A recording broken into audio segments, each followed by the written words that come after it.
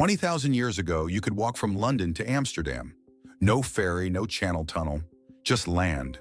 Rolling hills, rivers, forests, a landscape now submerged beneath 100 meters of water. This wasn't mythical Atlantis. This was Doggerland, a real place, home to thousands of people, connected Britain to mainland Europe, until the sea swallowed it completely. The last remnants disappeared around 6,500 BCE. Rapid flooding, rising water, an entire civilization vanishing beneath the waves, and we're only now beginning to understand what was lost. Doggerland covered approximately 100,000 square kilometers, stretching from what is now the east coast of England to the Netherlands, Germany, and Denmark. During the last ice age, sea levels were 120 meters lower than today. This exposed vast areas of continental shelf. The North Sea didn't exist as we know it. Instead, rolling plains, river valleys, wetlands, rich hunting grounds, fish-filled rivers, freshwater lakes, prime territory for Mesolithic hunter-gatherers. Archaeological evidence suggests dense occupation, stone tools, animal remains, settlements, all now underwater. The region wasn't always called Doggerland. The name comes from Dogger Bank, a shallow sandbank in the North Sea, where fishing trawlers frequently pull up ancient artifacts, bones, tools, evidence of human habitation. In 1931, a fishing boat hauled up a barbed antler point, carved, hafted, a weapon or tool from 10,000 years ago, perfectly preserved in marine sediment. This discovery sparked realization. The North Sea wasn't always sea, it was land. Inhabited land, with its own ecology, its own people, its own history. Since then, thousands of artifacts have been recovered. Mammoth bones, reindeer antlers, flint tools, harpoon points, evidence of sophisticated hunting, processing, survival strategies. But these are chance finds, pulled up accidentally during fishing operations. No systematic archaeology is possible. The sites are underwater, buried under sediment, scattered by currents. We're piecing together an entire landscape from fragments dredged up by accident. Seismic surveys and sonar mapping provide broader context, revealing ancient river systems, valleys, coastlines. The Thames and Rhine were once part of a larger river, flowing through Doggerland before reaching the Atlantic, far to the north of their current mouths. The landscape had distinct regions. Northern areas were hilly, tundra-like. Southern regions more temperate, forested. River valleys were particularly rich, supporting large populations. Game, fish, plant resources, everything needed for thriving communities. Then the ice began melting.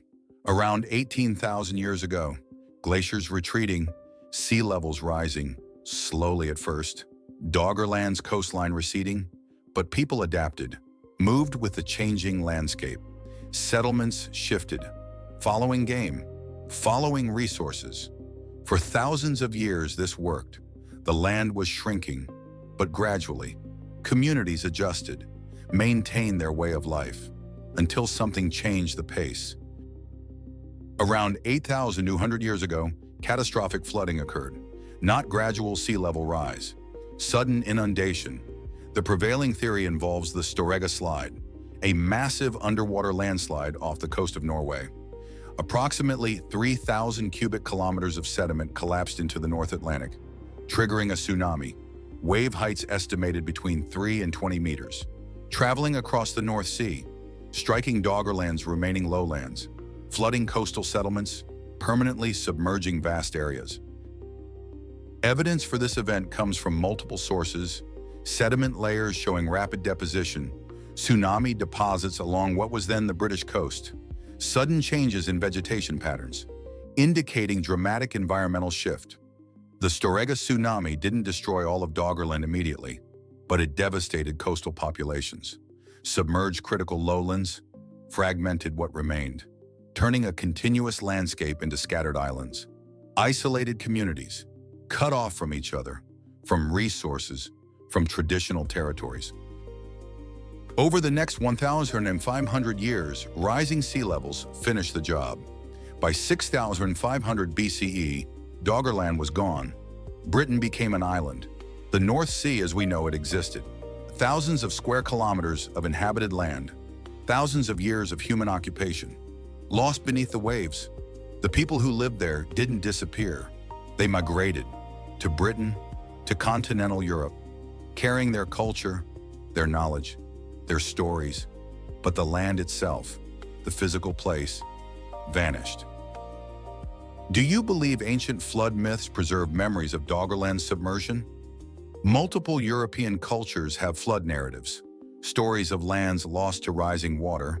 The timing matches, 8200 to 6500 BCE, exactly when Doggerland flooded. Could these stories be inherited memories, passed down through generations, oral traditions preserving real events? Mainstream archaeology is skeptical. Flood myths exist globally. They don't necessarily reference specific events, but the correlation is striking. Real flooding, real loss, real displacement, at exactly the period the myths describe. The loss of Doggerland had profound effects. Britain's isolation changed its cultural trajectory, cut off from continental developments, evolving differently. The North Sea became a barrier, not a highway. Maritime cultures developed around its edges. But the interior was lost, resources gone, populations displaced, communities disrupted. The Mesolithic to Neolithic transition in Britain shows evidence of population stress, resource competition, social change. Could this be aftermath? The long-term consequences of losing Doggerland? Recent research suggests Doggerland wasn't peripheral. It might have been central. The heartland of Northwest European Mesolithic culture, more densely populated than surrounding regions, richer resources, better climate, easier living. If so, its loss wasn't just geographical, it was cultural catastrophe, the destruction of a civilization's core, survivors migrating to edges, to less productive lands, fragmenting, losing cohesion. This would explain rapid cultural changes seen in the archaeological record around 6500 BCE. Modern technology is revealing more. High-resolution seabed mapping, sub-bottom profilers, coring techniques. Archaeologists can now identify buried land surfaces, ancient soil layers, peat deposits, settlement sites, without excavating, without disturbing. Building virtual maps of Doggerland's landscape, understanding its topography, its ecology, its human geography. Though actual artifacts remain rare, the landscape itself is becoming visible. One significant finding: extensive peat deposits formed in wetlands, bogs, coastal marshes. Peat preserves organic material exceptionally well. Wood, seeds, pollen, even textiles and structures. If settlements existed in peat-forming environments, they might be preserved, intact, buried under sediment, waiting. This makes certain areas archaeological treasure troves, but also incredibly difficult to access. Underwater excavation is expensive, technically challenging, limited. Several underwater archaeological projects have attempted investigation, using remotely operated vehicles, divers, coring equipment. Results are promising but limited. One core revealed worked wood, possible post or stake, from a structure. Another found concentrations of flint debitage, evidence of tool manufacture. These are tantalizing hints, but insufficient for full understanding. We need more sampling, more technology, more funding, more time. The ethical questions are significant. Should we excavate Doggerland or leave it buried? Preservation is better underwater than exposed. Oxygen, bacteria, deterioration. Artifacts removed from marine environments often decay rapidly, unless immediately conserved. Expensive, technically demanding. Some argue for in situ preservation, document but don't disturb. Others argue knowledge justifies excavation, that understanding our past is worth the cost. The debate continues. Climate change adds urgency. Rising sea levels aren't new. They destroyed Doggerland. They're rising again. Coastal communities worldwide face similar threats. Low-lying regions, island nations, river deltas, all vulnerable. Doggerland isn't ancient history, it's preview. What happened 8,000 years ago is happening again. Slower, but accelerating. Understanding Doggerland means understanding our future. How did people respond? Where did they go? What was lost? What was preserved? These aren't academic questions, they're practical. Modern Europeans carry Doggerland DNA. Genetic studies show continuity. Mesolithic populations didn't disappear. They merged with incoming Neolithic farmers. Their genes persist. In Britain, in Netherlands, in Germany, Scandinavia. Doggerland's people survived. Their descendants are us. This isn't lost history. It's family history, collective ancestry. The land is gone, but the people endured. What would Doggerland look like today if it hadn't flooded? An extension of the Netherlands, probably. Low-lying, heavily engineered, polders, dikes, seawalls, fighting to stay above water, or perhaps abandoned. Too expensive to maintain, too vulnerable. Climate change would threaten it exactly as it threatens modern coastal regions. Perhaps its loss 8,000 years ago was inevitable, just earlier than expected. Natural process accelerated by circumstances. The Storegga Tsunami was natural disaster, but rising sea levels were climate change. Ice age ending, temperatures rising, glaciers melting, enormous amounts of water returning to oceans. Irreversible, unstoppable. The Doggerland populations didn't cause this. They just lived through it, adapted, migrated, survived. But they lost their homeland. Permanently. Imagine London underwater, Amsterdam, Hamburg, Copenhagen, all beneath the sea. That's what happened. Living memory to myth to forgotten history, until fishing boats started pulling up evidence. Archaeological sites on modern coasts show rapid cultural change around 6,500 BCE. New tool types, different subsistence strategies, population movements. These changes correlate with Doggerland's final submersion, refugees integrating into existing communities, bringing new ideas, new techniques, new perspectives. The Mesolithic-Neolithic transition was already occurring. Doggerland's loss might have accelerated it, disrupted traditional patterns, forced innovation, adaptation. Some researchers propose Doggerland hosted the region's first attempts at agriculture, proto-farming, wild plant management, before full agricultural development in Southeast Europe. The rich wetlands, abundant resources, stable climate, perfect conditions for experimentation. If true, the submersion destroyed early agricultural knowledge, set back development, forced populations to rely more heavily on hunting, gathering, delaying Britain's agricultural transition. This is speculative, but the timing fits. The environment was right. The opportunity existed. The lost landscape also contains spiritual significance. Sacred sites, burial grounds, ceremonial centers, all underwater now. Mesolithic cultures created complex ritual spaces, stone circles, burial mounds, carved monuments. Doggerland would have had its own, meaningful places, community centers, now irretrievable. When the land flooded, these were lost, not just physically, but culturally, spiritually, breaking continuity with ancestors, with tradition, with place. This psychological impact is harder to measure than material loss, but perhaps equally significant. What stories were told around Doggerland campfires? What songs, what myths? Oral traditions that would have been passed down, generation to generation, until the tellers drowned, or fled, or forgot. Languages spoken only there, dialects, vocabularies for landscapes that no longer exist, words for plants, animals, places, all lost when the speakers dispersed, assimilated, adapted new languages. This cultural loss is incalculable. We measure artifacts, count tools, map settlements, but can't quantify lost knowledge, lost art, lost stories. Modern folklore in North Sea coastal regions sometimes references lost lands, drowned churches, bells ringing under the waves, cities beneath the sea. These stories are typically medieval, referring to documented historical events. Coastal erosion, storm surges, recorded losses. But might older memories persist, transformed, mythologized, embellished, but rooted in real events? Doggerland submersion 8,000 years ago? It's possible. Oral traditions sometimes preserve information across millennia.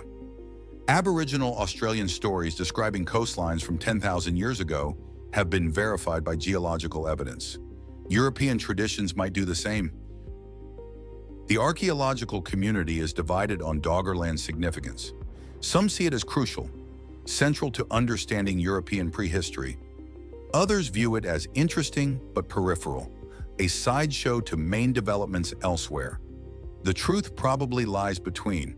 Doggerland was important, densely populated, ecologically rich. Its loss affected surrounding regions, but it wasn't alone. Similar landscapes existed elsewhere, also submerged. Doggerland is the best studied because of fishing activity, artifact recovery, but equivalent losses occurred globally. Southeast Asia's Sunda Shelf, Australia's coastal plains, the Persian Gulf, all exposed during the Ice Age, all submerged as ice melted. If lost landscapes and submerged civilizations intrigue you, subscribe to Veiled Origin for more investigations beneath the waves. This is Veiled Origin, where history sank and memory survived. What makes Doggerland particularly fascinating is its ordinariness. This wasn't Atlantis. No advanced technology, no mysterious powers, just Mesolithic hunter-gatherers living on productive land, making tools, hunting game, raising families, building communities, ordinary human existence. Until the extraordinary happened, the land disappeared, not through war, not through disaster they caused, through natural processes they couldn't control, climate change, sea level rise, geological events, forces far beyond human scale. This ordinariness makes it relevant. We understand these people, their struggles, their adaptations, their losses. When the water rose, they moved. When resources shifted, they adjusted. When communities fragmented, they reformed. Human resilience in the face of environmental change. We face similar challenges now. Different scale, different technology, but same fundamental dynamic. Environment changing, forcing adaptation, testing resilience. Doggerland's story is our story, just earlier. The Storegga Tsunami specifically offers lessons. Sudden disaster, massive impact.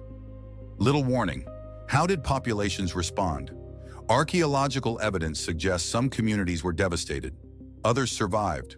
Location mattered, elevation, distance from coast, but also social factors, community cohesion, resource sharing, flexibility, communities that could coordinate, share burden, adapt quickly. These survive better. Rigid hierarchies, isolated groups, inflexible traditions, these suffered more. Ancient disaster response teaches modern disaster preparedness. The preservation of Doggerland artifacts underwater creates interesting paradox. Normally, preservation requires controlled environments, museums, climate control, but marine sediments preserve remarkably well. Anaerobic conditions, low oxygen, no decay, no bacteria. Artifacts that would disintegrate on land survive underwater for millennia, until disturbed. Then they deteriorate rapidly. This means the best preservation is leaving everything buried, not excavating, not studying. But that defeats the purpose. How do we learn if we don't look? Balance is difficult. Advanced preservation techniques are developing. In situ monitoring, non-invasive analysis, 3D scanning through sediment, chemical analysis of surrounding water. These allow study without removal, without destruction. Technology that didn't exist 20 years ago won't exist in its current form 20 years from now. Each generation gets new tools, new methods, better ability to study without harming.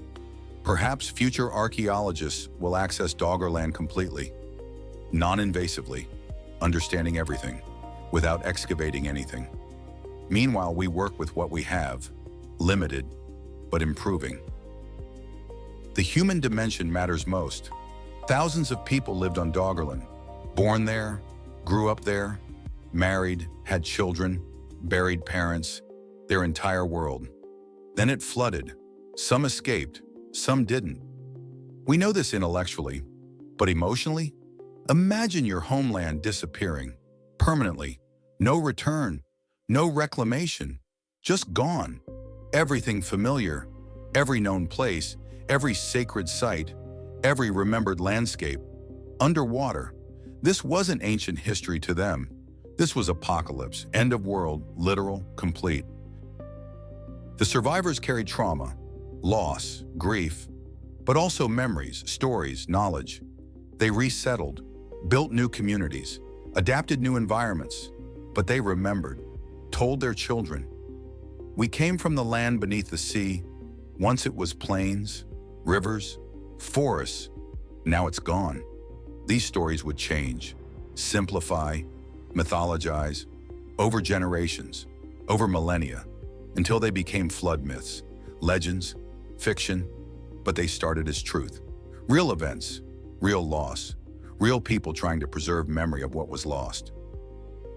This is why Doggerland matters. Not just archaeology, not just prehistory, but human experience, universal experience, loss, adaptation, survival, memory.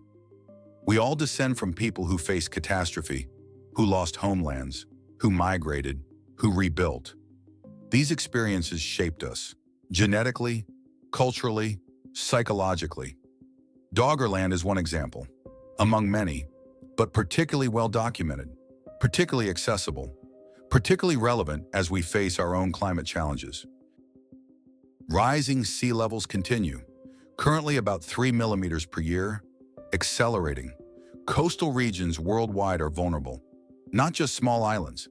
Major cities, New York, London, Shanghai, Mumbai, Miami, Bangkok, all partially below potential flood levels. Given enough warming, enough ice melt, these could face what Doggerland faced. Not in 8,000 years, maybe in 200, maybe less. The scale is different, the speed is faster, but the fundamental challenge is identical. Land becoming ocean, populations displaced, landscapes lost. Modern engineering offers options Mesolithic people lacked: seawalls, flood barriers, pumps, polders. The Netherlands proves land can be reclaimed, maintained, protected, but at enormous cost. Constant effort, perpetual maintenance, and only for so long. Eventually, if water keeps rising, defense becomes impossible, abandonment inevitable. Doggerland couldn't be saved. Can modern coastal regions? For how long? At what cost? These aren't hypotheticals. They're planning considerations, policy debates, resource allocations, happening now. The lesson isn't despair. Doggerland's people survived, adapted, thrived. Their descendants became British, Dutch, German, Scandinavian, cultures that built cities, created art, developed technology, advanced science. The loss didn't destroy them, it changed them. Forced innovation, encouraged resilience. Human capacity for adaptation is remarkable. Doggerland proves this. But adaptation has costs. Loss has consequences. Understanding these helps navigate future changes, makes better choices, reduces unnecessary suffering. Archaeological study of Doggerland continues. New surveys, new technology, new discoveries. Each year brings incremental progress, pieces fitting together, picture becoming clearer. We'll never know everything. Too much is lost, too much destroyed by time, currents, sediment. But we can know more, understand better, appreciate deeper. The land beneath the North Sea isn't just geological curiosity, it's cultural heritage, shared ancestry, collective memory preserved in sediment, in stone, and story. If submerged histories and climate-driven migrations fascinate you, subscribe to Veiled Origin. Your support helps recover what the sea took. This is Veiled Origin, where the lost stay found and the drowned still speak.